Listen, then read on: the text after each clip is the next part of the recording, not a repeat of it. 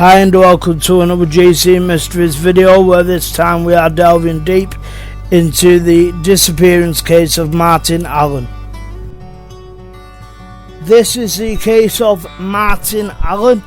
Now this is a long drawn out cold case of a disappearance of Martin Allen, who was born on the 19th of October 1964 and who mysteriously disappeared on the 5th of November 1979.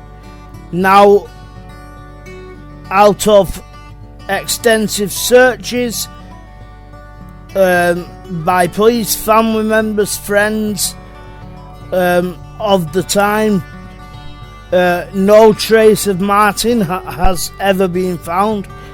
And to this day it seems as though no one has ever found a trace of Martin, and to that effect really his fate remains unknown. Now unfortunately his mother Tom and Eileen Allen are both deceased. However, from what I can see, he has got 3 surviving brothers: Jeffrey Allen, Kevin Allen and Bob Allen. I'm sure Bob is short for Robert Allen, but a lot of Roberts go by the name of Bob, and so, you know, if he wants to go by that, he can. But his disappearance was that on the 5th of November 1979, Martin was either travelling home from school on the London Underground, and his intention was to go and see his older brother Bob Allen, who lived near Holloway Road. Now Holloway Road is a station on the London Underground. It is on the Piccadilly line between Caledonian Road and Arsenal stations, and is in travel card zone 2. However, he needed to go home first in order to collect some money, and at around 3:50 p.m, so 10 to 4 in the afternoon, he said goodbye to some school friends at King's Cross station and set off in the direction of the Piccadilly line platform to travel home.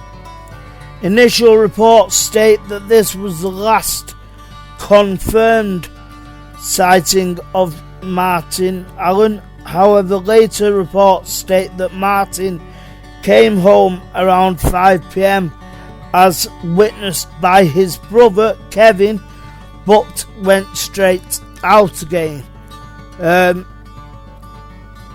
And you know, you've got to believe his brother Kevin. He knew him, related, you you've got to believe that Kevin saw his brother, but Martin Allen failed to reach Bob's home. Now, the family were not alarmed that Martin did not come home that night, as they knew that if it got too late, Martin would stay at his brother Bob's house. But the next day, the family had not heard anything, and at 7 p.m, Mrs. Allen rang Bob,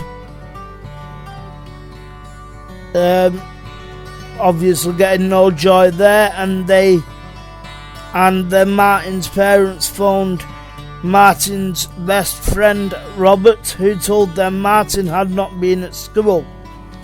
The parents then called the police. Now, when he was reported missing, a large-scale police operation was launched, supported by a media campaign. Unfortunately though, this failed to locate Martin, and the police searched Martin's bedroom in the family cottage for 9 hours, but did not find any fingerprints, not even belonging to Martin himself. Now, having done quite a few of these disappearance cases, that gets me straight away, because one, why would the police search Martin's bedroom for 9 hours straight, unless they were expecting to find something significant? And the fingerprints part, and the fact that the police did not find any, not even belonging to Martin himself, could be due to the amount of police activity in his bedroom at the time, meaning that they could have unwittingly contaminated the bedroom, removing all traces of even Martin because of how long they had been in the room. And that is normally why a crime scene is always cordoned off. It is to stop the crime scene, whether it be one room or the whole house, from being contaminated by friends, family, anyone really that didn't have authorization to go into that property whilst it was cordoned off. Now, after a TV appeal 5 weeks after the disappearance, a male witness came forward to report seeing a man accompanying a boy acting suspiciously at Gloucester Road Tube Station at 4:15 p.m. on the day of the disappearance, which was about half an hour, give or take, after Martin disappeared. Now, the witness reported that the man was standing with his arm around the shoulder of a boy resembling Martin. So this could be the man trying to act as though they were together, and this was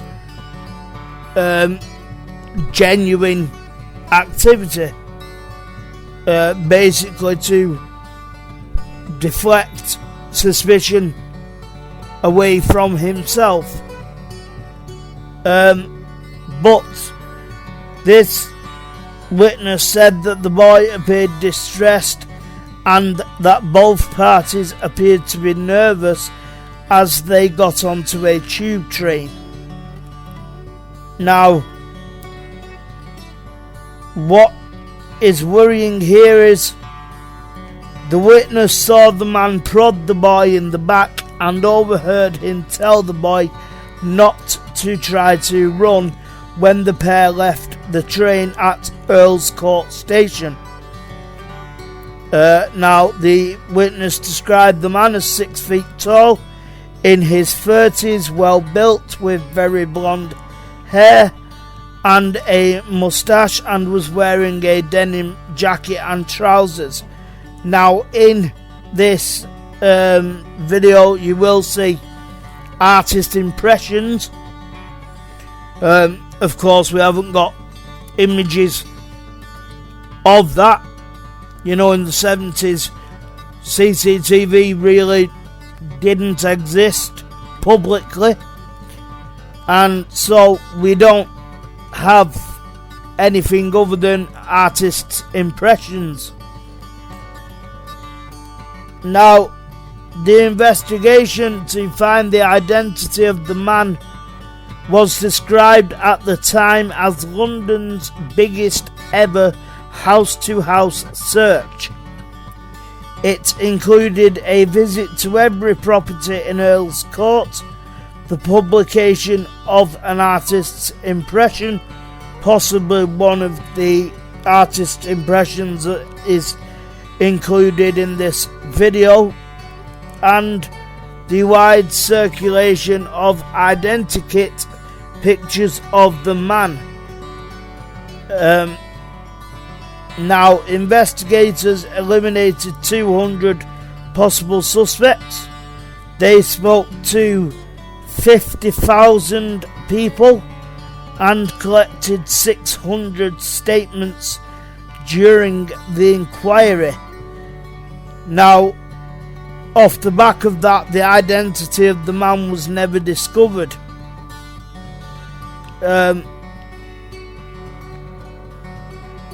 Now,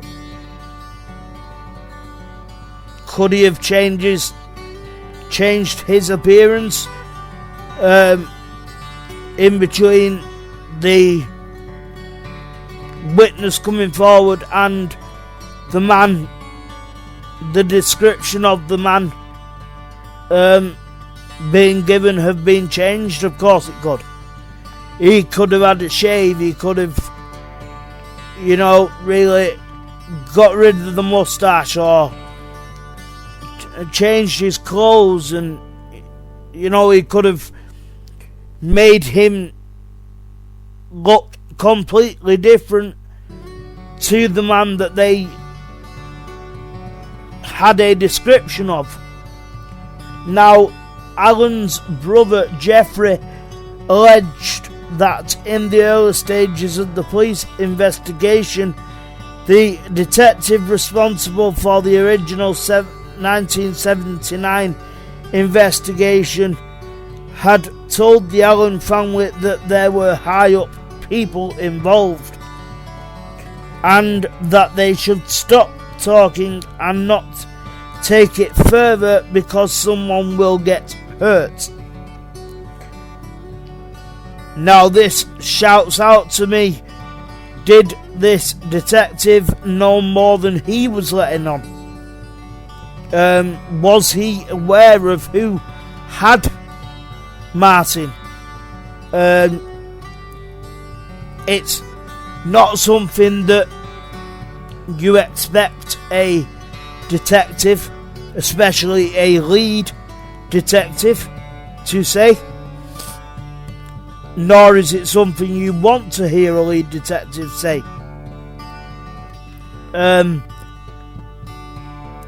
But to tell the family to stop talking and not take it further because someone will get hurt, there is a bar that you don't cross. And by saying that, especially to Martin Allen's family members, by saying that, you have crossed that bar.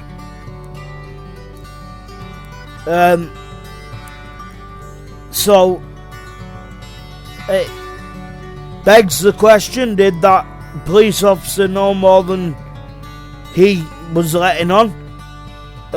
Were there people that he had spoke to in high up organised crime that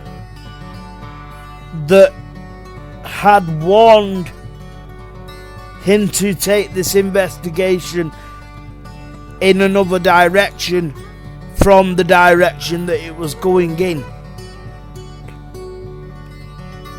And if so, what you want to know is, well, why would a police officer do that? Because a police officer's job is to take the investigation in the right direction, to resolve it, to get the people involved locked up for a very long time. And I've never heard of another case where a detective, especially a lead detective, has said to the family, stop talking and Don't take it any further because someone will get hurt. That rings alarm bells for me. But if you want to learn more, you can just by searching Martin Allen. Thank you for watching this GC Mysteries video. If you liked it, please like, subscribe and click the notification bell. If you can, support us on Patreon at patreon.com/GC Mysteries. See us on Facebook and Twitter, GC Mysteries, and bye bye for now.